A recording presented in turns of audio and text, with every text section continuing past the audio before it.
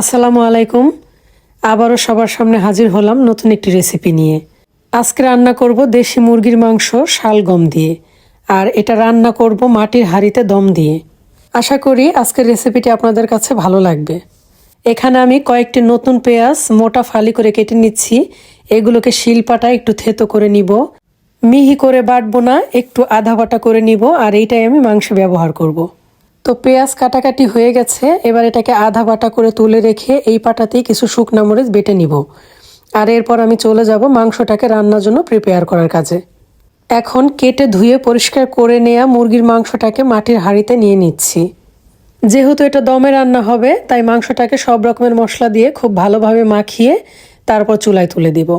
আর এরপর এটা আস্তে আস্তে দমে রান্না হতে থাকবে। মাংসটা নেওয়া হয়ে গেছে, এবার সেই থেতো করে রাখা পেঁয়াজ বাটা দিয়ে দিচ্ছি। এখানে আমার 1 কেজি পরিমাণ মাংস হবে, তো এর জন্য আমি 3 টেবিল চামচ পরিমাণ পেঁয়াজ বাটা দিলাম। আর এখন দিয়ে দিচ্ছি শুকনো মরিচ বাটা। ঝালটা আপনারা নিজেদের স্বাদ অনুযায়ী দিবেন। দিচ্ছি পরিমাণ মতো হলুদের গুঁড়া, আর এর আগে দিয়ে দিয়েছি 1 টেবিল চামচ করে আদা রসুন বাটা। দিচ্ছি লবণ স্বাদ অনুযায়ী। 2টো তেজপাতা মাঝখান থেকে কেটে দিয়েছি, আর দিয়েছি 3টা শুকনো মরিচ। এবার 1 চা চামচ করে একটু উঁচু করে ধনিয়ার গুঁড়া আর জিরার গুঁড়া দিয়ে দিচ্ছি। এবার কিছু গরম মশলা, এলাচ, লবঙ্গ, দারুচিনি দিয়ে দিলাম। সব শেষে দিয়ে দিব সরিষার তেল। আমি কিন্তু এই রান্নাটা সরিষার তেলেই করব। আর এটা দেওয়ার পর খুব ভালোভাবে মাংসটাকে মাখিয়ে নিব।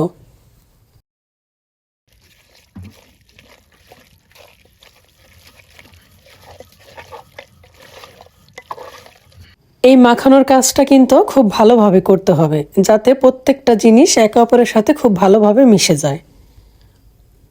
তো এখন আমি শালগম কেটে নিব। এই রেসিপিটা কিন্তু আমার শাশুড়ি মায়ের। তিনি একদিন বলছিলেন যে শালগম দিয়ে মাটির হাঁড়িতে নাকি মুরগির মাংস রান্না করলে দারুণ লাগে। তো তার রেসিপিটাই আজ আপনাদের সাথে শেয়ার করছি। ছোটবেলায় নাকি তাদের বাড়িতে এই রান্নাটা হতো, এখনও নাকি এর স্বাদটা তার মুখে লেগে আছে।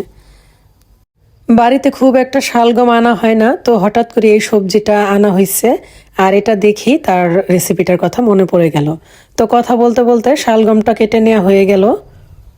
এবার এটা দিয়ে আরেকবার মাংসটাকে ভালো করে মাখিয়ে নিব।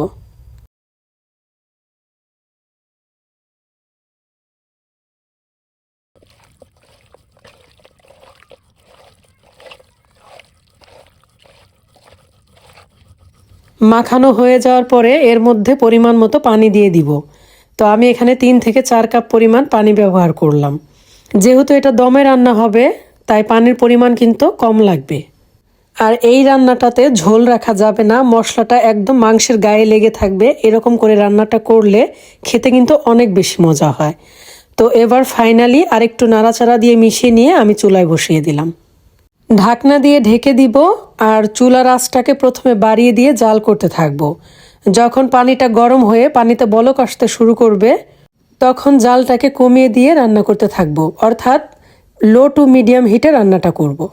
খুব বেশি নাড়াচাড়া করা যাবে না, 1 থেকে 2 বার একটু নাড়াচাড়া করে দিব। তো পুরো রান্নাটা কমপ্লিট করতে আমার প্রায় 1 ঘন্টা সময় লেগেছিল, কারণ প্রথম 5 মিনিট আমি চুলার জাল বাড়িয়ে দিয়ে বলক দিয়ে নিয়েছি, আর তারপর 25 মিনিটের মতো লো টু মিডিয়াম হিটে জাল করে নিয়েছি। আর সব শেষে চুলার জাল অফ করে আরও আধা ঘন্টার মতো দমে রেখে দিয়েছিলাম। এইভাবে দমে রান্না করতে চাইলে সময়টা কিন্তু একটু বেশি লাগে, আর স্বাদটাও কিন্তু বেশি পাওয়া যায়। রান্নাটা কমপ্লিট হয়ে গেছে, আর ঢাকনা খোলার পর দেখুন এই অবস্থা। ঝোল কিন্তু একদমই নাই, যেটা দেখা যাচ্ছে সেটা হচ্ছে তেল, কারণ মাংসের সাথে অনেকটাই তেল ছিল। দেশি মুরগি তো অনেকভাবে রান্না করে খেয়েছেন, এইভাবে শালগম দিয়ে মাটির চুলায় মাটির হাঁড়িতে একবার রান্না করে খেয়ে দেখবেন, দুর্দান্ত লাগে। এখনও কিন্তু এর স্বাদটা আমরা ভুলতে পারি নাই। সবাইকে অনেক অনেক ধন্যবাদ জানাচ্ছি শেষ পর্যন্ত সাথে থাকার জন্য। সবাই অনেক অনেক ভালো থাকবেন। আল্লাহ হাফেজ।